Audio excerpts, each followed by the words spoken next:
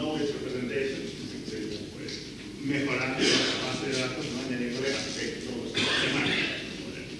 Hay una base que hemos hecho Oscar y mismo. Y bueno, primero, antes de todo, para situar lo que voy a explicar ahora con lo que hemos visto esta mañana.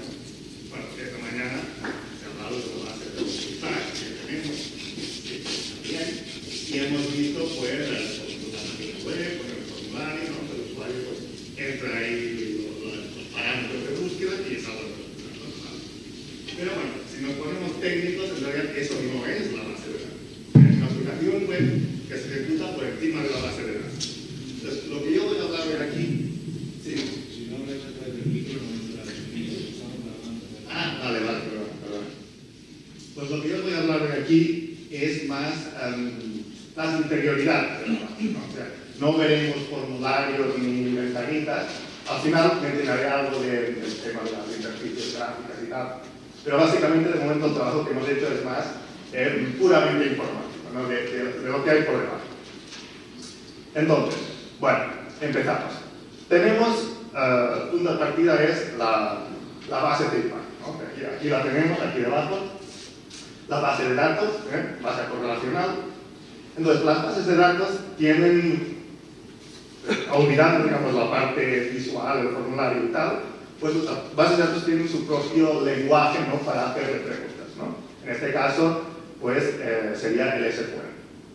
Entonces, la idea es que nosotros lo que hemos hecho es añadirle por encima, aquí lo tenemos, lo que se llama una capa conceptual, aunque está formada por una ontología, un esquema conceptual. La idea es que, bueno, sí, los usuarios en principio se podrían hacer las preguntas directamente sobre la base de datos que hay por debajo, pero el lenguaje, ¿no? que se utiliza pues requiere conocer cómo está estructurada internamente la base, y eso pues no es muy user-friendly, ¿no? Porque normalmente la estructura de los datos tiene que ver con optimizaciones para que las queries luego sean eficientes y tal y cual, ¿no? Por lo tanto no es muy intuitivo. Pues la idea es que si le añadimos una capa por encima, ¿no? La ontología lo que hace es definir como un vocabulario, un conjunto de términos que son mucho más próximos a lo que sería el dominio de conocimiento que se está intentando representar. Por lo tanto, es mucho más fácil para el usuario preguntar sobre los datos utilizando esta terminología que es independiente pues, de todas las optimizaciones y estructuras de datos internas que pueda tener la base de datos. Ese es un primer punto. Segundo punto es que al usar una metodología, pues la metodología está basada en formalismo lógico y por tanto permite razonamiento, permite razonar. Y eso pues nos permite responder preguntas que si las hiciéramos directamente sobre la base relacional, pues no darían ningún resultado, ¿no? Por ejemplo, aquí tengo un ejemplo bastante sencillo, pero simplemente para ilustrar. ¿No? Supongamos que tenemos una base relacional donde tenemos almacenados unas cosas que se llaman sellos y unas cosas que se llaman títulos. Y ya está, la base solo sabe que hay sellos y hay títulos. Pero nuestra pregunta es, dame todas las inscripciones. Entonces, ¿qué pasa? Si yo le pregunto directamente a la base relacional, la base saca el listado, a ver, ¿yo qué tengo? Yo tengo sellos, tengo títulos, pero por inscripciones no me vienen. Por tanto, respuesta, 0 resultados, no hay nada. En cambio, si añadimos una ontología, en la ontología definimos nada más que hay un concepto, que es el concepto de inscripción, hay también el concepto sello, el concepto títulos, y sello y títulos pues son subclases, ¿no? Son casos particulares de inscripción.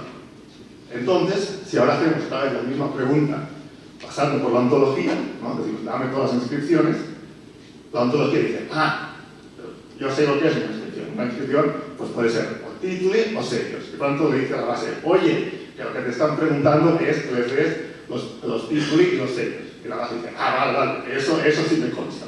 Y lo devuelve. Por tanto, una pregunta que al principio no habíamos podido responder, pues ahora ya la podemos responder. Es un caso muy sencillo si queréis, pero aquí ahora para ilustrar pues ya no sirve. ¿No? Esa sería la idea principal, ¿no? Añadir esta capa. Entonces, algunos detalles más de lo que es exactamente esta ontología. Aquí tenéis una versión, una visión gráfica, si queréis, de lo que sería la ontología. Básicamente, como os he dicho, podéis pensar en ella como un vocabulario donde hay dos tipos de términos, ¿no? Tenemos los conceptos, ¿no? Sería ánfora, pues, inscripción, sello, títulos. Y tenemos también propiedades. Propiedades serían, pues, por ejemplo, ¿no? Que el ánfora lleva escrita, ¿no? una inscripción. La inscripción pues, tiene una transcripción, por ejemplo, ¿no? Por lo tanto, tenemos dos tipos de términos.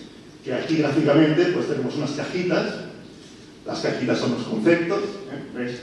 El information, bueno, aquí está en inglés. El information carrier sería el ánfora. El information carrier carries an inscription. O sea, el information carrier, el ánfora tiene una inscripción. Un caso particular de inscripción es el sello, ¿no? El sello tiene una serie de propiedades, como es la forma, el relieve, la dirección de lectura, etc., ¿no? Y, en general, las inscripciones tienen transcripciones, ¿no? Que aquí está el concepto linguistic object, ¿no? Que sería el concepto abstracto de transcripción, y el texto, concretamente, de la transcripción serían esas otras dos cajitas, ¿no? Que sería una versión simplificada, que la base de IPAC se llama el texto índice, que es para hacer búsquedas y tal, y la versión full, que sería la conservación. Esto más o menos para la idea de lo que es la ontología. ¿Cómo queda la estructura global, ¿no? Bueno, ya hemos visto, ¿no? Tenemos la base de IPAC, tenemos la ontología. El usuario hace preguntas sobre la ontología, ¿no? Y hemos dicho que de esta manera pues podemos responder más preguntas que si lo hiciéramos directamente sobre la base. Pero aquí hay una novedad, que es que en realidad, además de la base de IPAC, podemos tener otras bases, ¿no? Esto es lo que se llama el Data Integration. La gracia aquí es que el hecho de tener la ontología permite que el usuario no se tenga que preocupar de a qué base estoy preguntando, ¿no? Sino que utiliza el vocabulario de la ontología para preguntar al conjunto de todas las bases, ¿no? Esto, pues, obviamente, si no hubiera la ontología, ¿qué pasaría? Que el usuario tendría que conocer, pues, primero cada una de las bases, qué estructura tiene cada base, y hacer su pregunta, pues, combinando las diferentes bases. De este modo, la combinación, digamos, se hace de manera automática al pasar la pregunta a través de la ontología. Esta flecha verde de aquí, que es el mapping, esto básicamente es, luego lo veremos, es lo que le dice al sistema, ¿no? al sistema este general, cómo la ontología se corresponde con cada una de las bases. Ahora luego veremos los detalles.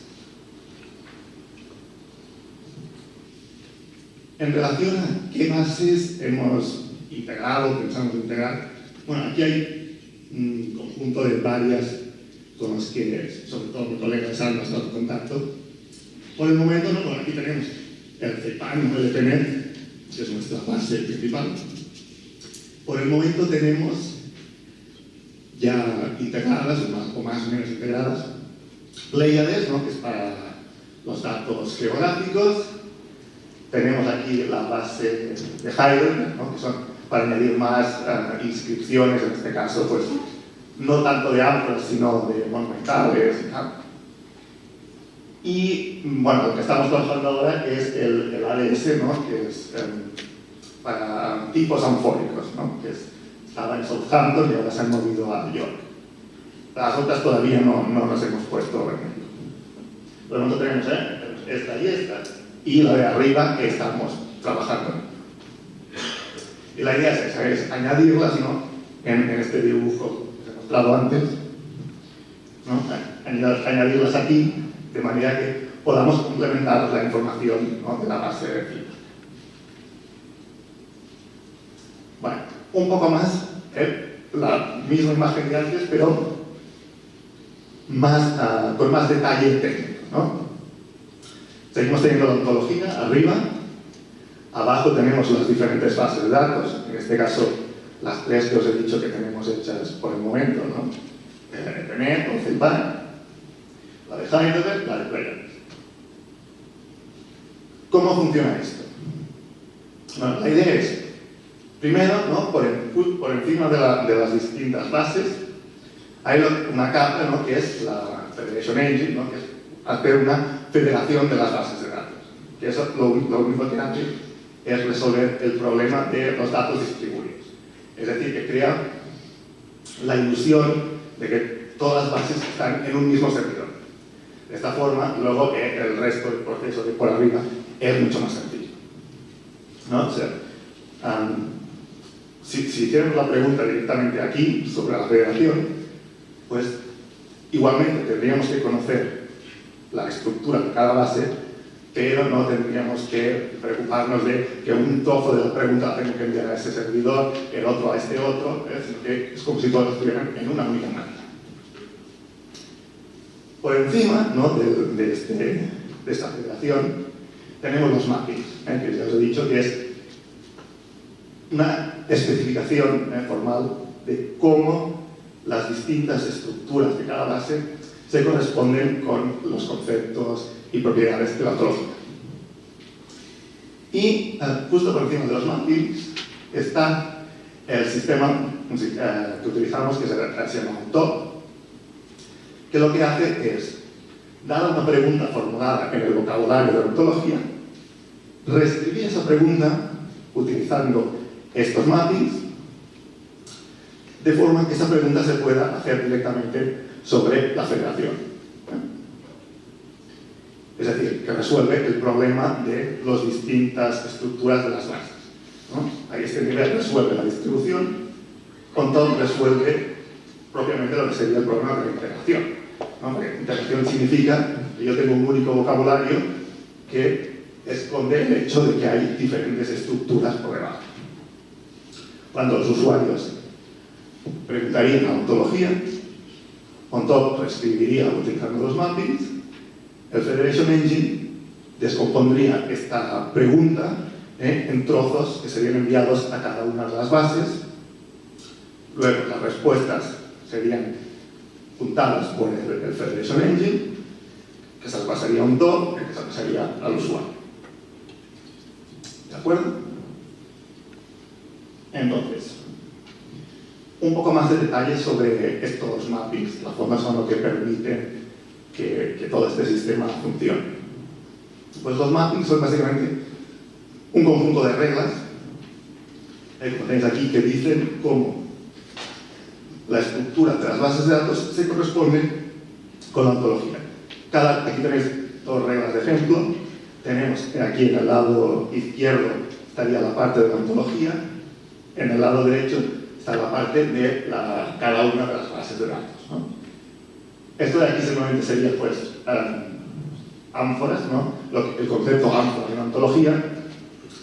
Y aquí simplemente, esto sería el lenguaje que utilizan las bases de datos, ¿no? El SQL, que simplemente está diciendo que el concepto ánfora de la ontología, pues, para esta base en particular, se corresponde a la tabla ánfora T, por ejemplo, ¿no? En otra base, pues, a lo mejor no sería una única tabla, sino que voy a estar particionada en varias tablas, etc. No os aburriré con detalles técnicos de bases de datos. Pero podría ser esto una cosa muy compleja. Hay otro ejemplo, en este caso es una propiedad, ¿no? Tiene inscripción, pues de nuevo, otra vez, ¿no? En este caso, por ejemplo, está incluso en la misma tabla, pero también podría ser una cosa muy complicada. Entonces, cuando el usuario recibe la respuesta de su pregunta a través de estos mappings, ¿qué pinta tienen los datos? Pues aquí tenemos los ejemplos, ¿no? En la ontología ya hemos dicho, ¿no?, que tenemos conceptos y tenemos propiedades. Por lo tanto, los datos, desde el punto de vista de la ontología, son instancias de conceptos y instancias de estas propiedades, ¿no? Por ejemplo, pues tenemos que el ánfora con número de inventario 557, ¿no? O eso, el individuo que tiene como identificador, ¿no?, el 557 es una ánfora. y que este individuo, ¿no? El 557, pues tiene la inscripción PNN, por ejemplo, ¿no? Esto sería como la ontología de los datos, que son normalmente frases de este tipo, ¿no? Con tres partes: sujeto, ¿no? Verbo y predicado. Simplemente para que tengáis una idea de cómo va la cosa. Pero lo importante de verdad, ¿no? Es, bueno, ¿y cómo se pregunta la ontología? Pues para eso hay un lenguaje que es estándar, que es el Sparkle. Luego haremos unos cuantos ejemplos, ¿no? Que tendría, por ejemplo, esta pinta, ¿no? Esto sería la pregunta: dame todas las ánforas, ¿no? Indicando sus inscripciones, en este caso sellos y títulos, y también pues el lugar de hallazgo y sus coordenadas. Bueno, aquí he puesto municipio y país, al final lo he recortado y me queda solo el municipio. Pues normalmente tienen una cosa así, una cita de este estilo, ¿no? Decimos ser, ¿no? Es decir, ¿qué quiero que me devuelvas? Pues bueno, yo quiero la transcripción, el municipio, la latitud y la longitud. ¿Y esto qué tiene que cumplir, ¿no? Bueno, pues tiene que haber una X, ¿no? Que sea una ánfora. Esta ánfora tiene que tener una inscripción. La inscripción, pues, está transcrita por un objeto lingüístico, que el texto es la transcripción que yo quiero que me devuelvas. Además, esta ánfora, ¿no? Tiene un lugar de hallazgo y está dentro de un municipio. El municipio tiene un nombre, que es la variable esta que luego quiero que me devuelvas. Y además el municipio no tiene latitud y longitud, que son estas dos variables de aquí, que luego ahí quiero que me devuelvas. Y finalmente, ordéname los resultados por municipio y por la transcripción. Por ejemplo, aquí como veis, estamos utilizando este vocabulario de transcripción, municipio, latitud, longitud, etc. Entiendo que puede parecer complicado para los no, digamos, informáticos, pero si vieras esto en SQL, ya os digo, con una base que esté ahí con particiones horizontales, verticales, etc., no entenderíais nada. Aquí más o menos, con un poco de esfuerzo, pues se entiende lo que se está preguntando. Esa es la idea, ¿no? Que con este lenguaje, en principio, uno puede preguntar lo que se le ocurra, ¿no? Si comparamos, entonces, con el tema de las interfaces de usuario, ¿qué pasa? Bueno, primero aclarar que obviamente en el proyecto pues, vamos a tener también interfaces gráficas, ¿no? Lo que tenemos previsto es, por encima de la ontología, ¿no? Habrá una interfaz que utilizará técnicas de data visualization, ¿no? Para poder explorar los datos así de manera intuitiva y tal, sin tener que preocuparse del Sparkle y todas estas cosas raras. Aún así, la idea es mantener también la posibilidad de poder hacer preguntas directamente sobre la ontología, ¿no? Para poder responder preguntas más complejas. Y finalmente tendremos la interfaz aquí de data entry, ¿no? Para introducir datos, que en este caso sí que va directamente sobre la base de datos. Y eso sí que sería pues, más tipo clásico, ¿no? Con su formulario, que pues, los usuarios van llenando y tal. ¿Quién es? Sí, es verdad. Comentarios, ¿no? Comparación entre interfaz gráfica y Sparkle. Entonces, si ya tenemos interfaz gráfica, ¿para qué queremos el Sparkle? Bueno, las interfaces gráficas pues están muy bien, son fáciles de utilizar, pero obviamente cualquier interfaz, una vez las he hecho, pues te permite responder un cierto número de preguntas y ya está. Entonces, si quieres preguntar algo que se sale fuera de la interfaz, pues ya no se puede preguntar, sencillamente. Mientras que con el Sparkle puedes preguntar lo que se te ocurra, ¿no? Yo quiero saber todas las ánforas que se han encontrado aquí, pero no ahí, pero que además tienen no sé qué y le pasa no sé cuántos. Pues lo escribes en Sparkle y la base te responde. Es más complicado porque hay que aprender el lenguaje, luego cuando uno te hace una pregunta, pues tiene un rato pensárselo, cómo se escribe y tal, pero al menos puedes preguntar. Claro, tiene su interés, pues bueno, tener las dos máquinas. Y bueno, la idea era hacer una pequeña demo, ¿no?, con algunas preguntas que habíamos preparado con la ayuda del doctor Mesal. No sé, creo que no me he encontrado mucho. ¿Qué va es? Ah, bueno, me han enredado más de lo que pensaba.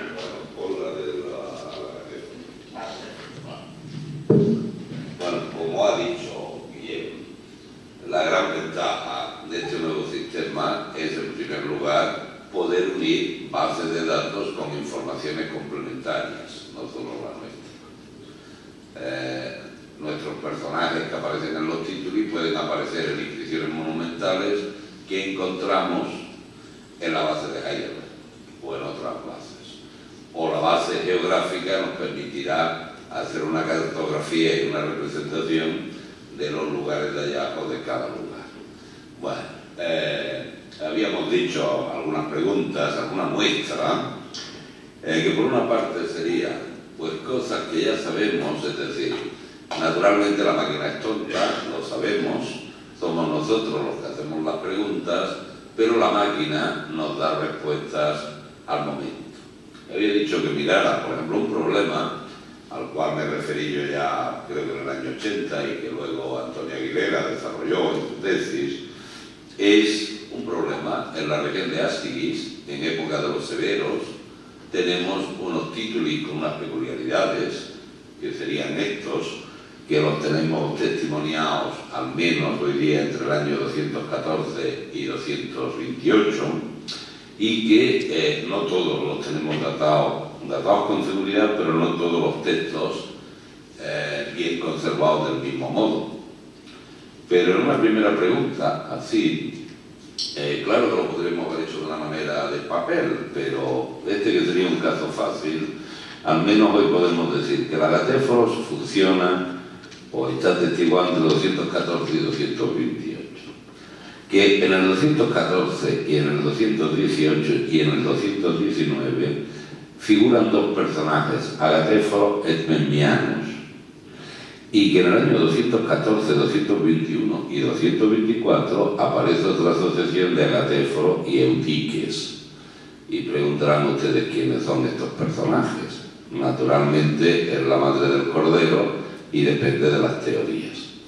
La teoría que propuse, que luego Antonio Aguilera, ¿no?, aplicó, es ver que seguramente, desde nuestro punto de vista, en el Conventus de Astiqui, es decir, en la zona del Genil, en época del Severo, todos el embarque del aceite y el control de los lugares de embarque, de llenado de las ánforas, estaban hechos por el mismo o los mismos individuos. Naturalmente esta sería la pregunta Astiqui. La pregunta que seguiría, que era lo que decía Guillem, ahora podemos complejificar la pregunta y decirle ¿y qué está pasando en Hispalis? ¿Y qué está pasando en Córdoba? ¿Siguen la misma estructura o no? Ya os digo, en principio no la siguen, pero este era el caso fácil. Pero sabemos que el nombre de estos personajes se asocia a otros personajes. Agatéforo, Memmiano o Eutiges aparecen en genitivo y aparecen otros nombres en nominativo, que serían el fulanito del nominativo de. Es decir, el nominativo, el personaje del nominativo sería un dependiente del otro.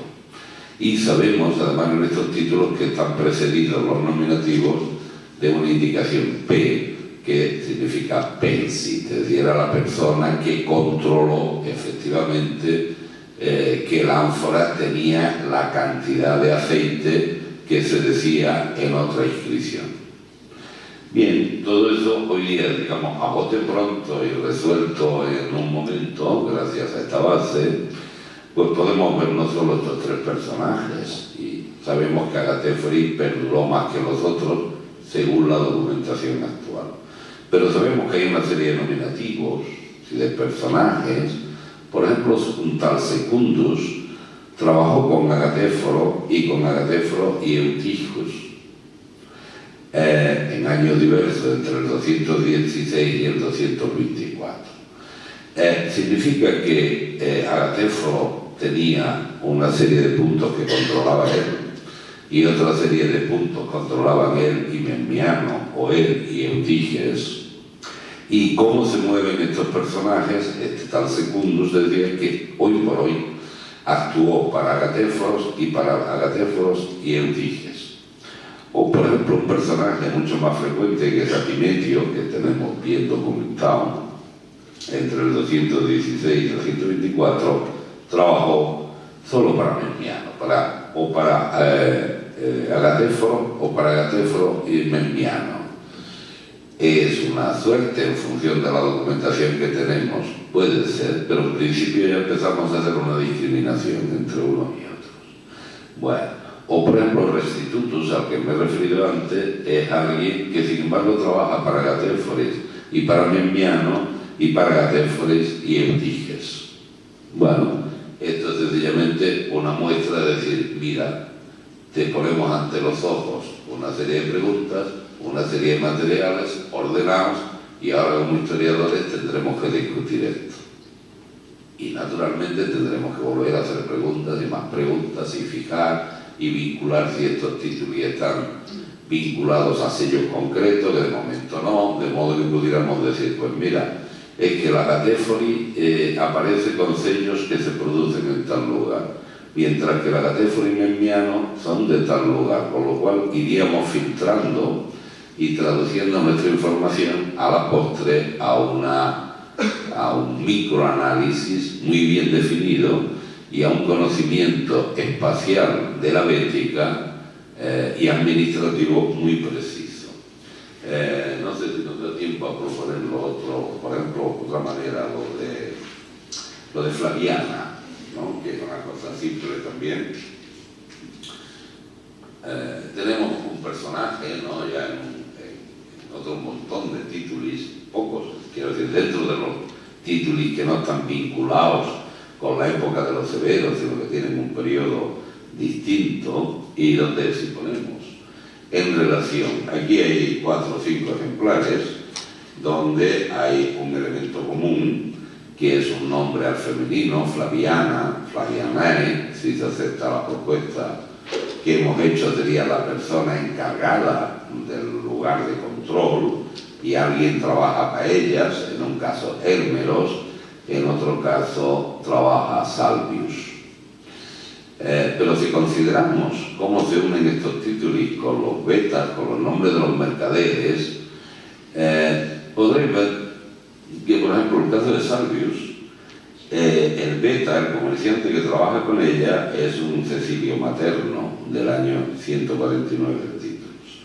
Sin embargo, esta persona, o este títulos, que si ustedes ven tienen la misma estructura, primero el nombre de los cónsules, claro, está Arabiano Cos, la R del control, la cantidad de aceite que va en el ánfora, el nombre de esta Flavianae, se nos termina en el primero, en el segundo tenemos ya el nombre de Salvius, en el tercero tenemos sin embargo el nombre de Hermeros y en el cuarto también. Pero miren ustedes que Hermeros, cuando lo tenemos certificado con seguridad en los últimos casos, está vinculado con el comerciante Fadio II, mientras que Salvius está con el comerciante Cecilio Materno del año 49. El primero de los títulos de la lista, el beta, es de nuevo Centro Fadio II del año 146. Así que en cierto modo podríamos proponer que aunque el primero no tiene el nombre del personaje al nominativo, sin embargo si lo vinculamos con la estructura interna de esos títulos y lo vinculamos con los comerciantes que aparecen, podríamos proponer que el primero de esa lista es también un lugar donde actuaron Flavianae y Hermeros. Significa que son 2 lugares distintos y que esta mujer controlaba 2 lugares de pesaje. No lo sabemos, pero al menos ahora, ¿no?, complejificando la pregunta, habría que preguntarse luego cuántas ánforas tenemos del comerciante Cecilio Materno en las que aparezcan otros títulos, qué coincidencia hay dentro de la estructura de los títulos y qué relaciones geográficas, y si por fortuna uno de estos títulos está vinculado a un sello que podemos decir dónde se produjo. Y si identificamos una estructura de títulos vinculado a un espacio, y volvemos, habíamos ido del títulos al lugar al espacio, y ahora del espacio podríamos preguntarnos cuántos los otros títulos que no están formalmente vinculados al espacio, a través de la comparación de la estructura interna de los títulos, podemos decir también esta información debe sumarse a esta otra. Bueno, naturalmente es solo un abrir boca, y habíamos preparado como ejercicio otros muchos más, donde lo que pretendíamos mostrar es que seguimos trabajando.